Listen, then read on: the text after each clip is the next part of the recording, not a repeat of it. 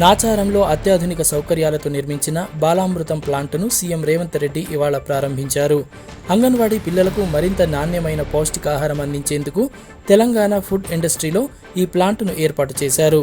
ఈ సందర్భంగా సీఎం రేవంత్ రెడ్డి మాట్లాడుతూ తమ ప్రభుత్వంలో మహిళలకే ప్రథమ ప్రాధాన్యత ఉంటుందని స్పష్టం చేశారు. నాచారంలో ప్రారంభమైన ఈ బాలామృతం ప్లాంటు రేపు 4-5 రాష్ట్రాలకు ఆహారాన్ని సరఫరా చేసేలా ఎదుగుతుందని సీఎం రేవంత్ రెడ్డి ధీమా వ్యక్తం చేశారు. కేరళలోని వయనాడులో మరోసారి కొండచర్యలు విరిగిపడి బీభత్సం సృష్టించాయి. నిన్న రాత్రి నుంచి కురుస్తున్న భారీ వర్షాల కారణంగా అనక్కం పొయిల్ కల్లాడి సొరంగం నిర్మాణ స్థలం వద్ద ఈ ప్రమాదం జరిగింది. కల్లాడిలోని మీనాక్షి వంతెన సమీపంలో మంగళవారం ఉదయం కొండచర్యలు విరిగిపడ్డాయి. ఈ ఘోర ఘటనలో 4 ప్రాణాలు కోల్పోగా శిథిలాల కింద మరో 30 మంది వరకు చిక్కుకున్నట్లు తెలుస్తోంది. కొండచర్యల కింద చిక్కుకున్న కొంతమంది కార్మికులను సహాయక సిబ్బంది సురక్షితంగా రక్షించి చికిత్స కోసం ఆసుపత్రికి తరలించారు. అక్కడ సహాయక చర్యలు ముమ్మరంగా సాగుతున్నాయి. తెలంగాణ మాజీ సీఎం కేసీఆర్ మనవడు కేటీఆర్ తనయుడు హిమాన్షుకు స్వల్ప గాయమైంది. నిన్న ఆటలాడుతుండగా అతడి ముక్కుకు దెబ్బ తగిలింది. ప్రస్తుతం ఆయనకు హైదరాబాద్లోని ఏఐజీ ఆసుపత్రిలో వైద్యులు చికిత్స అందిస్తున్నారు. విషయం తెలిసిన వెంటనే మాజీ మంత్రులు కేటీఆర్, హరీష్ రావు ఆసుపత్రికి చేరుకున్నారు. అలాగే సిద్దిపేటలోని ఎర్రవెల్లి వ్యవసాయ క్షేత్రం నుంచి మాజీ సీఎం కేసీఆర్ కూడా వెంటనే ఆసుపత్రికి వెళ్లారు.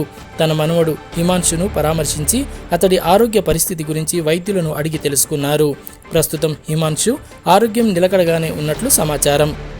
అమరావతి అభివృద్ధి, భూమిలిచ్చిన రైతుల సంక్షేమమే లక్ష్యంగా ఏపీ ప్రభుత్వం కీలక నిర్ణయాలు తీసుకుంది.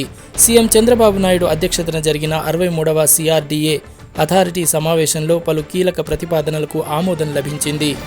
రైతులకు వార్షిక కౌలు పెంపు, గ్రామకంఠం భూములు కోల్పోయిన వారికి ప్రత్యేక సాయం అందించనున్నారు. అలాగే కొత్త ల్యాండ్ పూలింగ్, గ్రామాల రైతులకు రుణమాఫీ ఇచ్చేందుకు గ్రీన్ సిగ్నల్ ఇచ్చారు. తన కొత్త పార్టీ పేరు ఖరారుపై కల్వకుంట్ల కవిత ఢిల్లీ హైకోర్టును ఆశ్రయించారు.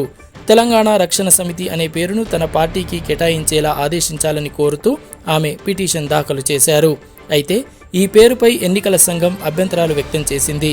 పాత టీఆర్ఎస్ అర్థం వచ్చేలా కాకుండా వేరే ప్రత్యామ్నాయ పేర్లు చెప్పాలని జూన్ 23న లేఖ పంపిందని కవిత కోర్టుకు తెలిపారు. దీనిపై ఢిల్లీ హైకోర్టు స్పందిస్తూ ఈసీ నోటీసుకు ముందుగా సరైన సమాధానం చెప్పాలని కవితకు స్పష్టం చేసింది.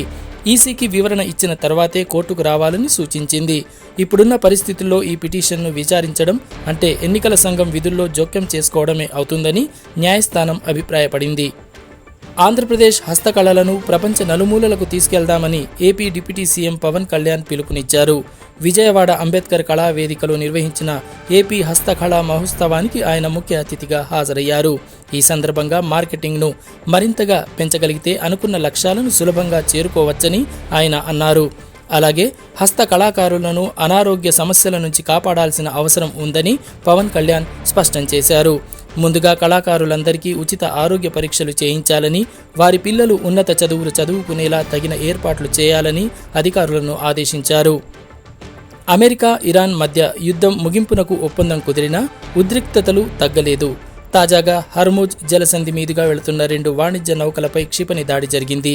ఇరాన్కు చెందిన IRGC బలగాలే ఈ దాడికి పాల్పడినట్లు అమెరికా అధికారి ఒకరు వెల్లడించారు. ఈ మేరకు అంతర్జాతీయ మీడియాలో కథనాలు వచ్చాయి. ఈ ప్రాంతంలో తాజా దాడులు అంతర్జాతీయంగా మళ్లీ తీవ్ర కలకలం రేపుతున్నాయి. రష్యాతో సాగుతున్న యుద్ధంలో ఉక్రెయిన్ రక్షణ దళాలు సరికొత్త లాంగ్ రేంజ్ డ్రోన్ సాంకేతికతతో విరుచుకుపడుతున్నాయి.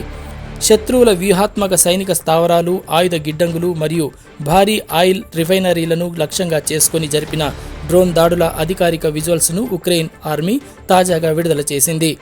ప్రస్తుతం ద ఇండియా స్టోరీ, రామాయణ చిత్రాలతో బిజీగా ఉన్న స్టార్ హీరోయిన్ కాజల్ అగర్వాల్ తన కెరీర్పై ఆసక్తికరమైన వ్యాఖ్యలు చేశారు. తను తల్లి అయ్యాక సినిమాల ఎంపిక విధానం పూర్తిగా మారిపోయిందని ఆమె తెలిపారు.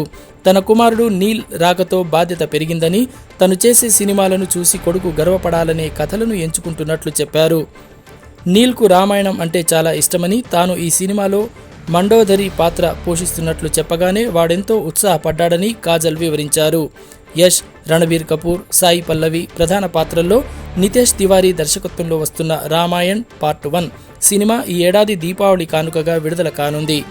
హీరో నిఖిల్ సిద్ధార్థ్ మరోసారి తన మంచి మనసును చాటుకున్నారు. ఆంధ్రప్రదేశ్లోని భీమవరంలో దాదాపు 1000 మంది ప్రభుత్వ పాఠశాల విద్యార్థులకు ఆయన స్టడీ కిట్లను అందజేశారు. రక్షాదళ్ ఆధ్వర్యంలో జరిగిన ఈ కార్యక్రమంలో విద్యార్థులకు నోట్బుక్స్, స్టేషనరీ సామాగ్రిని పంపిణీ చేశారు. ఈ సందర్భంగా హీరో నిఖిల్ పాఠశాల పిల్లలతో ఎంతో ఆప్యాయంగా మాట్లాడి సందడి చేశారు. మన భవిష్యత్తును మార్చగల గొప్ప శక్తి ఒక్క విద్యకే ఉందని ఆయన ఈ సందర్భంగా పేర్కొన్నారు. విద్యార్థులంతా బాగా చదువుకొని సమాజంలో ఉన్నత స్థాయికి చేరుకోవాలని నిఖిల్ పిలుపునిచ్చారు. మరిన్ని ట్రెండింగ్ వీడియోల కోసం న్యూస్ 18 తెలుగు యూట్యూబ్ ఛానల్ను సబ్స్క్రైబ్ చేసుకోండి.